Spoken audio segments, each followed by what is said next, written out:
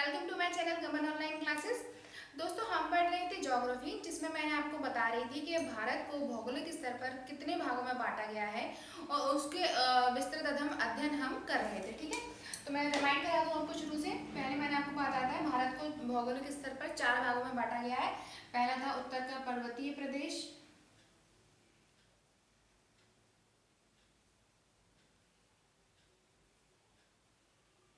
Second था उत्तर का विशाल मैदान,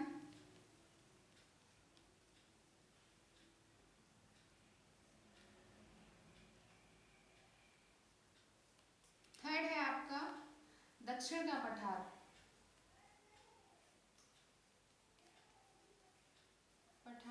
और फोर्थ था तटीय मैदान। ठीक है, ये तो आप सब लोगों को याद ही होगा। भारत को भौगोलिक स्तर पर 4 भागों में बांटा गया। उत्तर का पर्वतीय प्रदेश, उत्तर का विशाल मैदान, दक्षिण का पठार और तटीय मैदान, 4 भागों में इसको बांटा गया है। ठीक है, इसमें से मैंने आपको उत्तर का पर्वतीय प्रदेश और पिछली वीडियो में उत्तर का विशाल मैदान कंप्लीट करा दिया था। आज हम पढ़ने वाले दक्षिण का पठार। तो जल्दी से मेरे चैनल को सब्सक्राइब कर लीजिए और बेल आइकन को प्रेस कर दीजिए। चलिए शुरू करते हैं अपना टॉपिक, दक्षिण का पठार। देखिए फ्रेंड्स, मैंने ना ये जो मैप बनाया है वो नीचे का पार्ट बनाया है इंडिया का। आप एटलस में इसको पूरा देख सकते हैं, क्योंकि मेरे लिए पॉसिबल नहीं है पूरा मैप कवर करना फिर कुछ लिखना, क्योंकि कभी मैटर ज़्यादा भी होता है लिखने के लिए। इसलिए मैंने सिर्फ नीचे का पार्ट बताया है समझाने के पर्पज से। ठीक है, देखिए आज हम पढ़ने वाले हैं क्या, दक्षिण का पठार।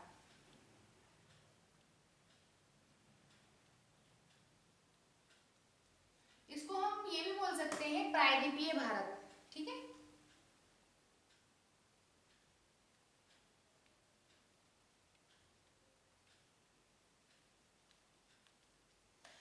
प्रायद्वीपीय भारत और दक्षिण का पठार दोनों एक ही चीज है, कंफ्यूज होने की जरूरत नहीं है। देखिए अब मैं इसको आप इसका पहले तो मैं आपको नाम का मीन्स बता दूं, मतलब बता दूं कि एक्चुअल में इसको दक्षिण का पठार और प्रायद्वीपीय भारत क्यों कहते हैं। देखिए एक तो आपको पता होगा कि ऊपर का पार्ट जो होता है वो हमारा उत्तर होता है, नीचे वाला दक्षिण, और ये पूरब, ये पश्चिम। ठीक है, तो ये तो हमारी दिशाएं हो गई। ठीक है, तो ऑब्वियसली जो नीचे का पार्ट होगा वो हमारा दक्षिण का पठार हो जाएगा, यानी कि पठार इन द सेंस पठारी क्षेत्र होने के कारण इसको हम पठार कह रहे हैं, और चूंकि ये दक्षिण में इसलिए इसको हम दक्षिण का पठार कहते हैं। ठीक है, और ऊपर वाला पार्ट जो होगा, या क्योंकि वो मैदानी क्षेत्र था, समतल था, इसलिए हम उसको उत्तर का विशाल मैदान कह रहे थे। इसके अलावा उत्तर का पर्वतीय प्रदेश क्यों कह रहे थे, क्योंकि वहाँ हिमालय पर्वत था, इसलिए उसको बोले थे हम हिमालय पर्वत के कारण उसको हमें उत्तर का पर्वतीय प्रदेश को इस नाम से जाना जा रहे थे। ठीक है, अब देखिए प्रायद्वीपीय भारत क्यों कहते हैं। सबसे पहले तो आप ये जान लें कि प्रायद्वीप का मतलब क्या होता है। देखिए प्रायद्वीपीय वो भाग होता है जो 3 ओर से पानी से घिरा रहता है या जल से घिरा रहता है, उस भाग को हम कहते हैं प्रायद्वीपीय। क्योंकि हमारा ये वाला पार्ट क्या है कि 3 ओर से जल से घिरा होने के कारण इसको हम प्रायद्वीपीय भारत के नाम से भी पुकारते हैं। किस तरीके से, इसके देखिए पश्चिम में है आपका अरब सागर, दक्षिण में है आपका हिंद महासागर, और पूर्व में है आपकी बंगाल की खाड़ी।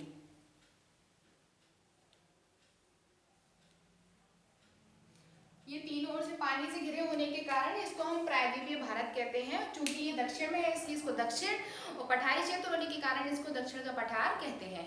ठीक है, क्लियर है यहाँ तक। इसके बाद आप देखिए प्रायद्वीपीय, क्योंकि पठारी क्षेत्र है, इसमें आज पढ़ने वाले हैं कि कौन कौन सी पहाड़ियां इस क्षेत्र में पाई जाती हैं। तो चलिए शुरू करते हैं अपना टॉपिक। देखिए मैंने नीचे का पार्ट बनाया है, मैं आपको इसमें ही समझाती जाऊंगी। इसमें मैं आपको मैप में बता दूंगा। आप एटलस प्लीज, मैं आपको बार बार इस चीज़ को प्रेफरेंस दूंगी कि प्लीज़ आप अगर ज्योग्राफी टिप ऑफ टंग करना चाहते हैं तो प्लीज़ एटलस जरूर अपने साथ रखिए। ठीक है, अब देखिए सबसे पहले आती है इसमें इलायची की पहाड़ियाँ।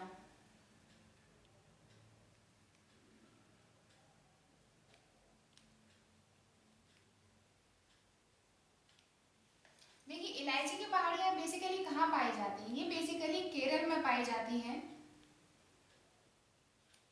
और इनको इलायची, क्योंकि ये पठारी क्षेत्र है और इसमें क्या होता है कि इनकी जो ढाल होती है उस पर इलायची की खेती की जाती है, इसलिए इन्हें इलायची की पहाड़ियाँ कहते हैं। और ये बेसिकली आपके कहाँ,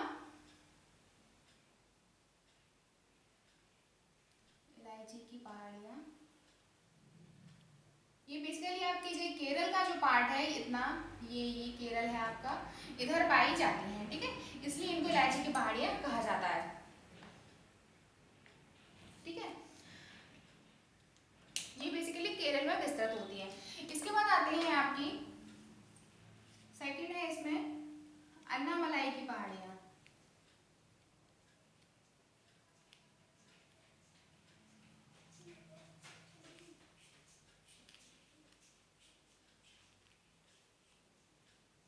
देखिए, ये अन्नामलाई की पहाड़ियाँ भी इलायची की पहाड़ियों की तरह ही केरल में विस्तृत होती हैं, लेकिन इनकी जो शाखा होती है वो तमिलनाडु तक जाती है, ठीक है। अन्नामलाई की पहाड़ियाँ बेसिकली इलायची की पहाड़ियों के उत्तर में यहाँ कहीं पाई जाती हैं, ठीक है। ये इतना जो पार्ट है मैं आपको बता रही हूँ, ये केरल का ही पार्ट है, और ये जो पार्ट है आपका ये तमिलनाडु का पार्ट है। तो अन्नामलाई की पहाड़ियों का जो विस्तार है वो बेसिकली केरल से लेके तमिलनाडु तक है, क्योंकि इनकी शाखाएं जो है वो तमिलनाडु तक पाई जाती हैं, ठीक है। इसके अलावा अन्नामलाई पहाड़ी की एक और खासियत है कि इस पर जो दक्षिण भारत की जो सर्वोच्च चोटी है अनाईमुदी, वो अन्नामलाई की पहाड़ी पर ही स्थित है। इनकी ऊंचाई कितनी है? 2697 मीटर, ठीक है। ये याद रखने की चीज है, सर्वोच्च चोटी जो दक्षिण भारत की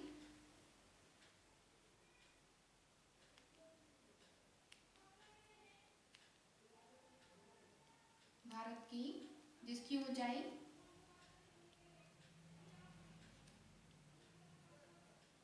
2697 मीटर है, अनाईमुदी है। मतलब दक्षिण भारत की सर्वोच्च चोटी का नाम अनाईमुदी है, जो कि 2697 मीटर ऊंची है, ठीक है। इसके बाद आते हैं थर्ड आते हैं नीलगिरी की पहाड़ियाँ।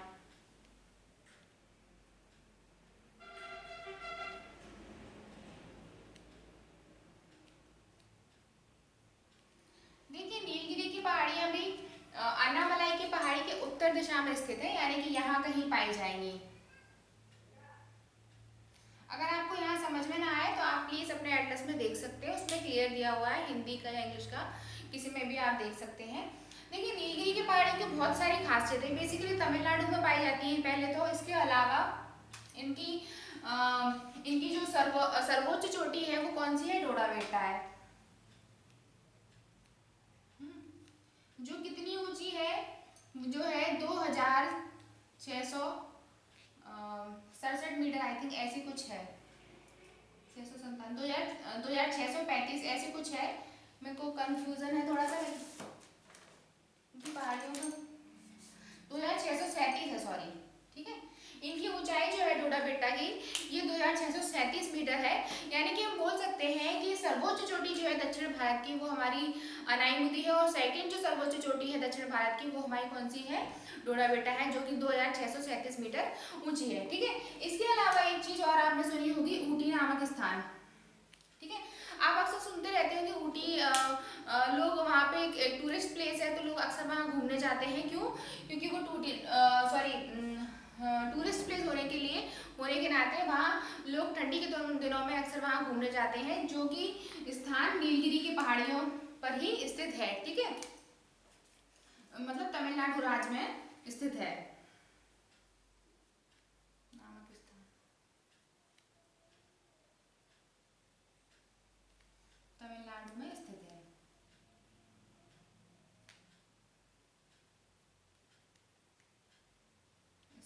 ठीक है। इसके अलावा एक बात और मैं आपको बता दूं, मैंने आपको बताया था ये होता है आपका पश्चिमी घाट पर्वत और ये होता है आपका पूर्वी घाट पर्वत। तो नीलगिरी पहाड़ियों की एक खासियत और है कि जो पूर्वी घाट और पश्चिमी घाट पर्वत होते हैं वो नीलगिरी पहाड़ियों पर ही आकर मिलते हैं, यानी कि आप समझ सकते हैं कि ये पूर्वी घाट इतना, ये जो पार्ट है ये आपका पूरा पश्चिमी घाट है, तो ये इस तरीके से आके यहाँ कहीं ये ऐसे मिलते हैं, ये हमारा पूर्वी घाट है, ठीक है। तो ये थी नीलगिरी की पहाड़ियां। इसके बाद आते हैं पश्चिमी घाट पर्वत।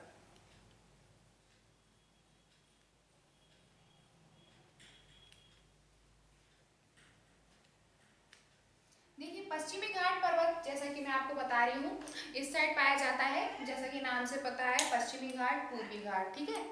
तो जो हमारा पश्चिमी घाट पर्वत है उसका विस्तार एक्चुअली ताप्ती नदी आपने देखा होगा यहाँ इधर से बहती है, ताप्ती नदी इधर से आती है, तो ये यहाँ से लेकर इसके दक्षिण से लेकर ये दक्षिण भारत तक ये आपका पश्चिमी घाट पर्वत का विस्तार है। ठीक है, इसमें क्या होता है, विस्तार है, इसके अलावा इसकी जो ऊंचाई है वो बेसिकली 900 मीटर ऊंचा है, ऊंचाई है। इसके अलावा जो अधिकांश नदियां हैं दक्षिण भारत की वो बेसिकली आपके पश्चिमी घाट पर्वत से ही इनका उद्गम होता है। ठीक है, इसके अलावा इसमें कुछ घाट पाए जाते हैं, उनके बारे में मैं आपको बता दूं। पहला है थाल घाट, सेकंड है इसमें भोर घाट,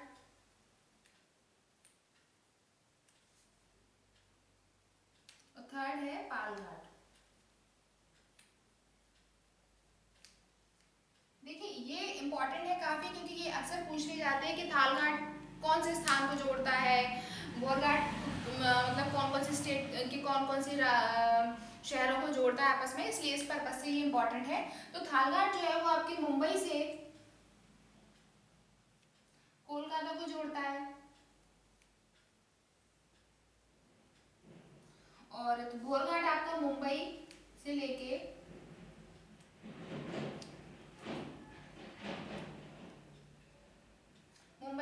आपके पुणे पुणे होते हुए चेन्नई से जोड़ता है। ठीक है,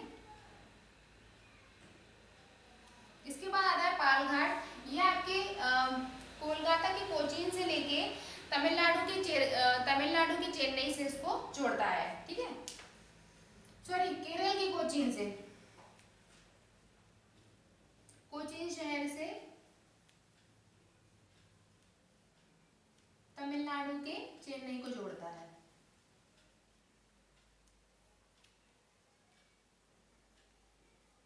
ठीक है, ये तो थी इसकी खासियत। ठीक है, इसके अलावा पश्चिमी घाट पर्वत को सह्याद्री या सह्याद्री के नाम से भी जाना जाता है। ठीक है, इसमें ही पांचवा पर्वत है आपका पूर्वी घाट पर्वत।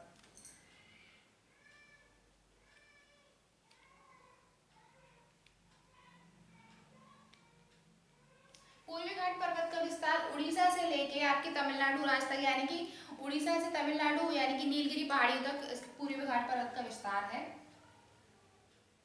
उड़ीसा से लेकर नीलगिरी पहाड़ियों तक।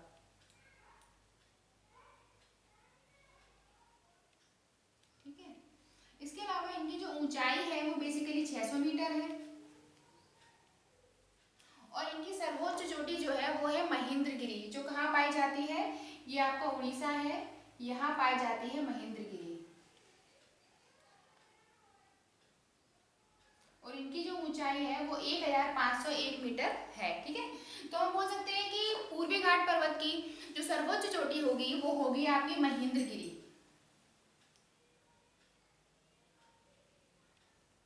जिसकी ऊंचाई कितनी है 1501 मीटर। ठीक है, इसके अलावा एक चीज और आती है कि महेंद्रगिरी को अलग अलग राज्यों में अलग अलग नाम से जाना जाता है। ठीक है, सबसे पहले तो इसको तमिलनाडु में जाना जाता है पार्श्वनाथ के नाम से, तमिलनाडु में महेंद्रगिरी को हम कहते हैं पार्श्वनाथ। इसके अलावा इसको बालकोंडा आंध्र प्रदेश में, बालकोंडा, पालकोंडा, जेवाड़ी,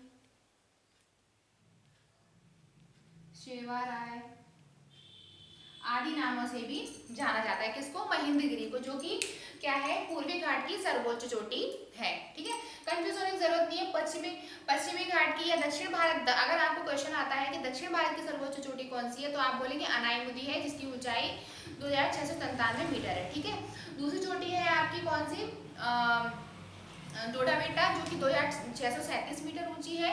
इसके अलावा अगर आपको एक मेंशन किया जाता है कि पूर्वी घाट की सर्वोच्च चोटी का नाम क्या है तो आपका आंसर होगा महेंद्रगिरी। ठीक है,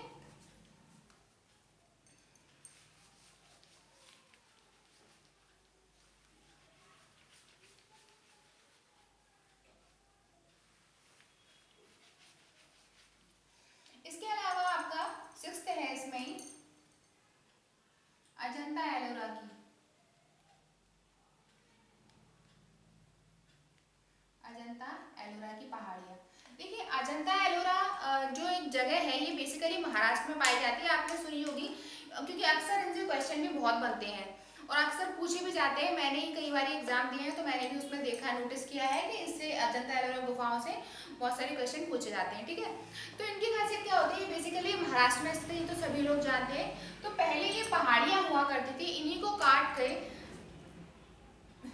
गुप्त काल में बौद्ध धर्म के मंदिर बनाए गए, यानी कि इसमें 100 से अधिक, इन पहाड़ों को काटकर 100 से अधिक मंदिर बनाए गए हैं बौद्ध बौद्ध जो थे उनके लिए। ठीक है, इसके अलावा एलोरा अजंता में बनाए गए थे, इसके अलावा एलोरा में भी हिंदू धर्म से संबंधित अन्य और धर्मों से संबंधित मंदिर भी बनाए गए हैं। तो इनकी खासियत सिर्फ एक ही है कि ये पहले तो महाराष्ट्र में स्थित है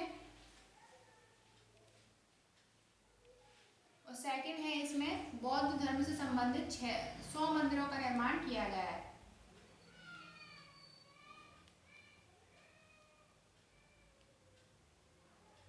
संबंधित 100 मंदिरों का निर्माण किया गया है।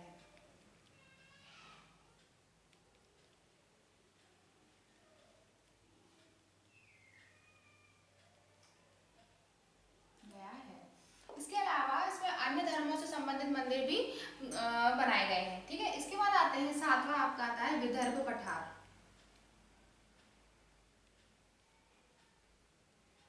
ये भी महाराष्ट्र में स्थित है और इसकी कुछ खास खासियत है नहीं है, आप इतना ही समझ लीजिए कि ये महाराष्ट्र में स्थित है और इसको एक अलग राज्य बनाने की मांग, इस पार्ट को अलग राज्य बनाने की मांग चल रही थी। ठीक है, इसके अलावा आठवां आता है आपका तेलंगाना का पठार।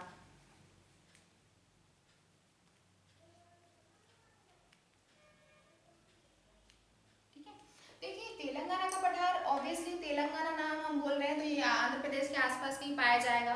ठीक है, तो ये आपका यहाँ कहीं पाया जाता है, ये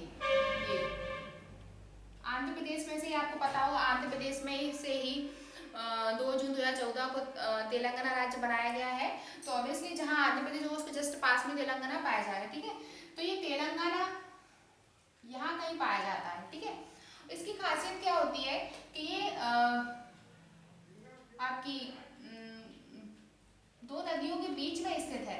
एक यहाँ से आपकी कृष्णा बह रही है और एक नदी मुझे नाम अभी याद नहीं आ रहा है, मैं आपको बता देती हूँ। ठीक है, ये जो है गोदावरी, एक्चुअली ये यहाँ से गोदावरी निकल रही है और ये पश्चिमी घाट पर्वत से आपकी कृष्णा नदी निकलती है। तो तेलंगाना का पठार बेसिकली कृष्णा और गोदावरी नदियों के बीच से, पहली खासियत तो इसकी यही हो गई।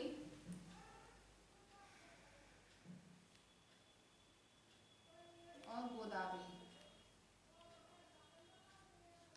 के मध्य में स्थित है। ठीक है,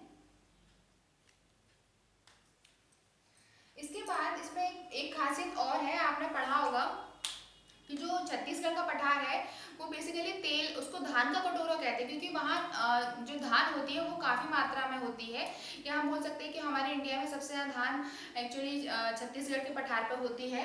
तो तेलंगाना का जो पठार है इसकी मेन जो इम्पोर्टेंस है वो यही है कि तेलंगाना का पठार सेकंड नंबर पे आता है धान के उत्पादन में। ठीक है, तो तेलंगाना और छत्तीसगढ़ के पठार को हम मिला के बोल सकते हैं कि इसको धान का कटोरा कहा जाता है। ठीक है, सेकंड इसमें है धान का कटोरा।